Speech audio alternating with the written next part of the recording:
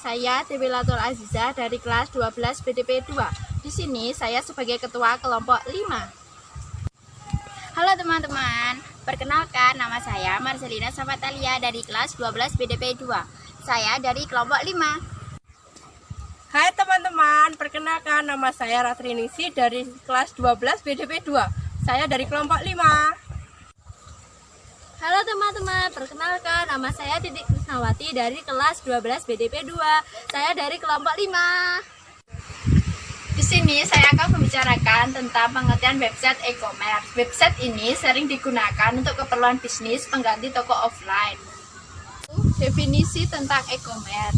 E-commerce suatu aktivitas yang berkaitan tentang pembelian, penjualan, dan pemasaran barang atau jasa yang memanfaatkan sistem elektronik. 2. Sejarah e-commerce. Pada tahun 1994, e-commerce pertama kalinya diperkenalkan pada saat banner elektronik dibuat untuk keperluan promosi pada website.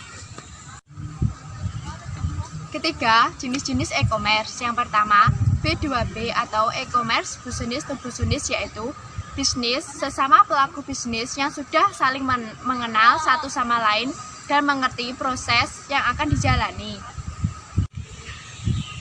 2.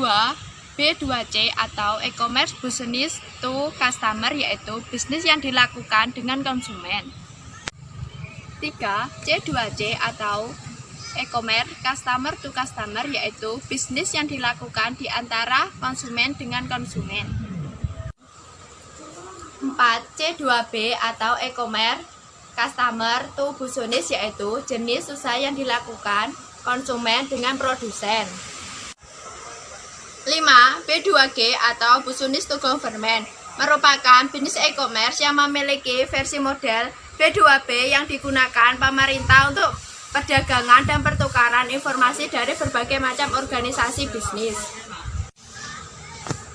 6. Government to citizen merupakan bisnis e-commerce yang digunakan untuk mendekati warga secara umum, bertujuan mengurangi rata-rata waktu untuk memenuhi permintaan akan berbagai layanan pemerintah. Berikut adalah beberapa jenis kegiatan e-commerce yang umumnya terjadi. 1. Pembelajaran online atau online shopping. Contoh yang paling sederhana dan mudah dimengerti terkait e-commerce adalah pembelajaran melalui internet yang akan bisa dikenal sebagai online shopping. 2. Pembayaran elektronik. Sistem pembayaran yang satu ini bisa berlaku untuk apa saja, termasuk transfer biaya produk, tagihan telepon, tagihan internet, dan lain-lain. 3. Lelang virtual. Kegiatan e-commerce yang satu ini dipopulerkan oleh eBay. eBay memungkinkan para customer untuk jual beli dengan harga yang sangat menguntungkan kedua belah pihak. Hal ini dikarenakan adanya proses tawar-menawar yang terjadi sebelum harga disepakati bersama. 4. Transaksi bank digital. E-commerce yang memungkinkan orang-orang untuk tidak repot melakukan kunjungan rutin ke bank fisik.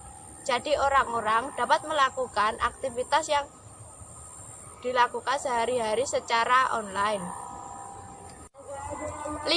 Jual beli tiket online. Zaman sekarang kebanyakan oleh membeli tiket secara online. Tipe distribusi pada e-commerce. Yang pertama, pure click. Pada metode distribusi pure click, retail menjadi hanya lewat lokasi virtual tanpa play click. 2. Brick and click. Pada metode distribusi brick and click, sedari awal pembentukan bisnis retail telah memiliki kedua jenis store baik secara virtual maupun lokal seperti fisiknya. 3. Click to brick. Pada metode distribusi click to brick, pada retail memulai usaha mereka dengan online store atau toko virtual, namun kemudian mengembangkannya dengan membuat toko yang secara fisik ada di lokasi. Toko fisiknya dibuat sebagai suplemen bagi bisnis online mereka. Ancaman menggunakan e-commerce. Yang pertama, sistem penetration. Orang-orang yang tidak berhak melakukan akses sistem komputer dapat dan diperbolehkan melakukan segala sesuatu sesuai dengan keinginannya. 2. Autorization violation, pelanggaran atau penyalahgunaan wewenang legal yang dimiliki seseorang yang berhak mengakses sebuah sistem. 3. Planting, merupakan memasukkan sesuatu ke dalam sebuah sistem yang dianggap legal tetapi belum tentu legal di masa yang akan datang. 4. Communication monitoring, seseorang dapat menentukan semua informasi rahasia dengan melakukan monitoring komunikasi sederhana di sebuah tempat pada jaringan komunikasi. 5. Communication tampering, segala hal yang membahayakan kerahasiaan informasi seseorang tanpa melakukan penetrasi, seperti mengubah informasi transaksi di tengah jalan atau membuat sistem server palsu yang dapat menipu banyak orang untuk memberikan informasi rahasia mereka secara sukarela. 6. Denial of service, menghalangi seseorang dalam mengakses informasi, sumber, dan fasilitas-fasilitas lainnya. 7. Repudiation, penolakan terhadap sebuah aktivitas transaksi atau sebuah komunikasi, baik secara sengaja maupun tidak disengaja. Konsep dasar e-commerce yang pertama, automation, otomatis bisnis proses sebagai pengganti proses manual. Yang kedua, streamlining, proses yang terintegrasi untuk mencapai hasil yang efisien dan efektif. 3. Publishing, kemudahan berkomunikasi dan berpromosi untuk produk dan jasa yang diperdagangkan. 4. Interaction, pertukaran informasi atau data antar pelaku bisnis dengan meminimalisikan human error. 5. Transaksi, yaitu kesepakatan dua orang untuk bertransaksi. Baiklah, di sini saya akan melanjutkan materi dari Dewi Lailatul Azizah. Yang keempat adalah modal e-commerce. Modal e-commerce dibagi menjadi 3. Yang pertama, iklan baris, merupakan salah satu bentuk e-commerce yang memiliki bentuk sederhana. Yang kedua, retail, merupakan e-commerce yang memiliki peraturan jual beli dan sudah diatur oleh pihak retail bersangkutan. Yang ketiga, marketplace, merupakan e-commerce yang menyediakan jasa mall online yang dikelola oleh anggota-anggota dari website marketplace.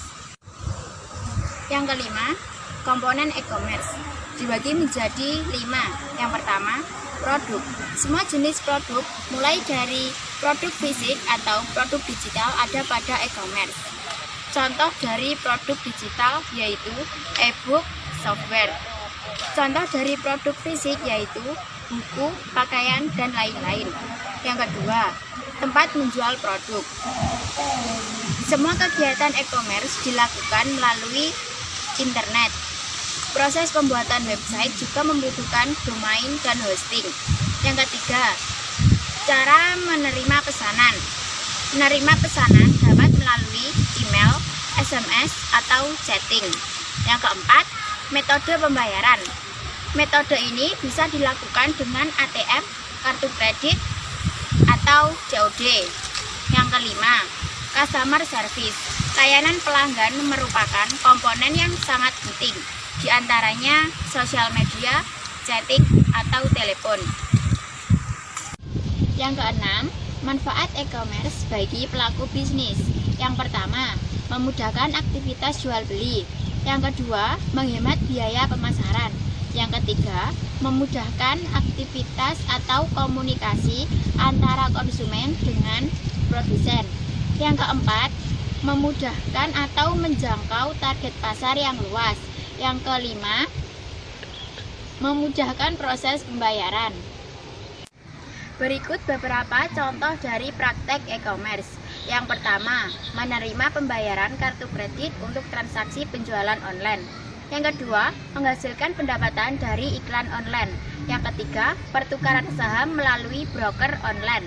Yang keempat, penyaluran informasi kepada perusahaan melalui internet. Yang kelima, penyaluran manufaktur dan distribusi dengan partner melalui extranet. Yang keenam, melakukan penjualan produk digital melalui website. Beberapa aplikasi umum yang berhubungan dengan e-commerce adalah email dan messaging, content management system, dokumen, spreadsheet, database, accounting, dan sistem keuangan. Informasi pengiriman dan pemesanan, pelaporan informasi dan klien, dan enterprise. Sistem pembayaran domestik dan internasional, newsgroup, online shopping, conferencing, online banking atau internet banking, produk digital atau non-digital, online SEO. E-commerce berbasis internet di Indonesia. Bank dan lembaga keuangan finansial terpercaya. Sudah ada beberapa yang sudah melangkah ke arah internet banking seperti BCA, Mandiri, BRI, BNI, dan lain-lain. Efektivitas transaksi online dengan luar negeri masih rendah karena belum terciptanya infrastruktur keuangan yang memadai bagi kegiatan e-commerce. Di sini saya akan melanjutkan materi dari Marcelina Safatalia, yaitu manfaat e-commerce bagi konsumen. Yang pertama, konsumen dapat berbelanja selama 24 jam. Yang kedua, dapat melihat berbagai produk dengan berbagai macam harga dan kualitas untuk konsumen. Yang ketiga, bisa melakukan perbandingan biaya dengan berbagai e-commerce. Dampak positif dan dampak negatif dari e-commerce. Dampak positif yaitu 1. Meningkatkan market exposure. Yang kedua, mengurangi biaya produksi. Yang ketiga, meningkatkan konsumen. Yang keempat, memperluas jangkauan secara global. Yang kelima, meningkatkan mata rantai pendapatan. Yang keenam, mengurangi waktu produksi. Yang ketujuh, meningkatkan sales management. Dampak negatif dari e-commerce. 1. Maraknya pencurian dan kecurangan. 2. Memungkinkan pencurian data dan rahasia informasi. Yang ketiga, memungkinkan terjadinya kerugian akibat gangguan sistem. Yang keempat, adanya kampanye yang dilakukan oleh kompetitor. Keuntungan e-commerce bagi organisasi. 1. Memperluas pasar perusahaan nasional dan internasional. Memungkinkan perusahaan untuk meroleh barang atau layanan dari perusahaan lain secara cepat dengan biaya yang murah.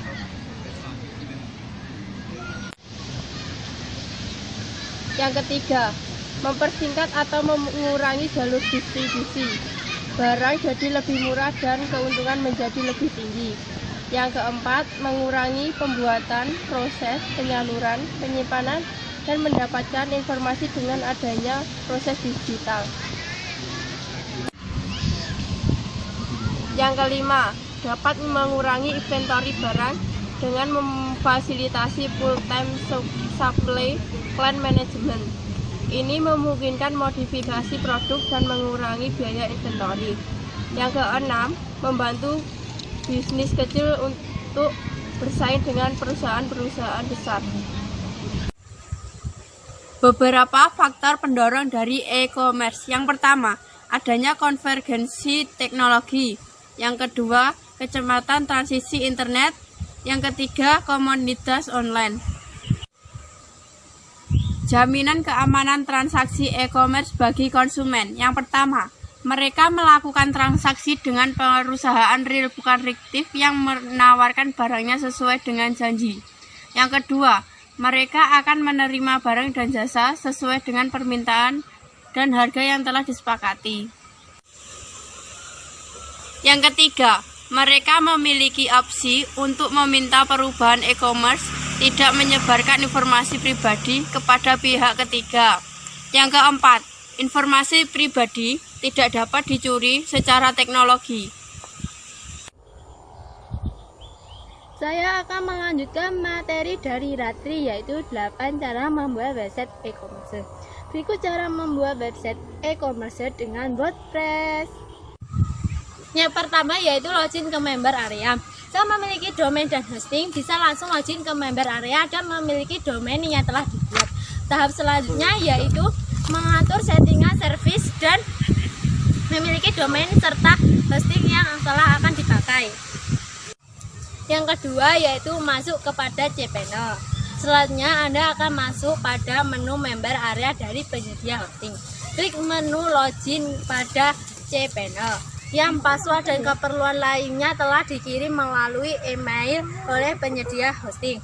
cPanel merupakan suatu pilihan peralatan untuk mengelola website. Yang ketiga, install WordPress. Setelah masuk pada cPanel, Anda harus mencari menu Soft Close untuk memiliki CMS dan background untuk menata layout dan membuat website e-commerce Anda. Yang keempat, install plugin WordPress.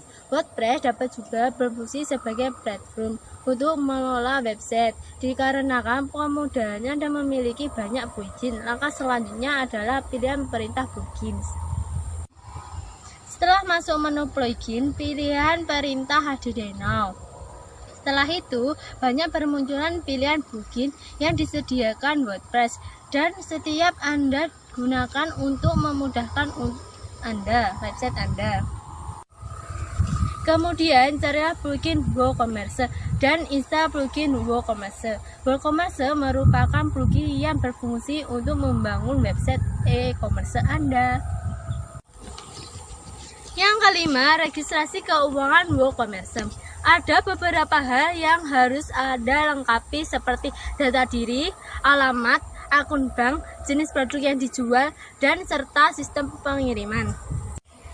Yang keenam yaitu memasang tampilan website. Tema dari WooCommerce akan secara otomatis menjadikan website yang Anda miliki memiliki desain toko online yang telah dilengkapi dengan perintah jual beli. Yang ketujuh, memasang produk. Anda dapat mengunggah produk melalui menu produk yang tertera pada panel sebelah kiri WordPress. Yang kedelapan yaitu proses jual beli. Informasi akan diperoleh pada panel WooCommerce sampai on-the-click. Apabila Anda telah mendapatkan pembeli, maka status pertama Anda akan menjadi on hold. Status dapat Anda ubah menjadi pending banget. Apabila menunggu pembayaran, processing apabila sedangkan pengiriman atau proses pembuatan barang dan completed apabila telah terjadi. Kunci sukses dalam e-commerce. 1. Menyediakan harga kompetitif. 2. Menyediakan jasa perbelian yang tanggap, cepat, dan ramah. 3. Menyediakan informasi barang dan jasa yang lengkap dan jelas. Yang keempat, menyediakan banyak modus seperti kupon, penawaran istimewa, dan diskon. Kelima, memberikan perhatian khusus seperti usul pembelian. Keenam, menyediakan rasa komunitas untuk berdiskusi masukan dari pelanggan dari lain-lain. 7. Mempermudah kegiatan perdagangan. Baiklah, jika teman-teman menyimak video presentasi dari saya dan teman-teman, di sini saya akan membuat pertanyaan. Yang pertama, apa definisi dari e-commerce? Yang kedua, sejarah dari e-commerce. Baiklah, dari materi yang saya sampaikan, saya akan memberikan satu pertanyaan, yaitu apa manfaat e-commerce bagi pelaku bisnis? Dari materi yang saya sampaikan, saya akan membuat pertanyaan, yaitu apa yang dimaksud market exposure. Dari presentasi dari saya akan memberi soal yaitu bagaimana cara membuat website e-commerce.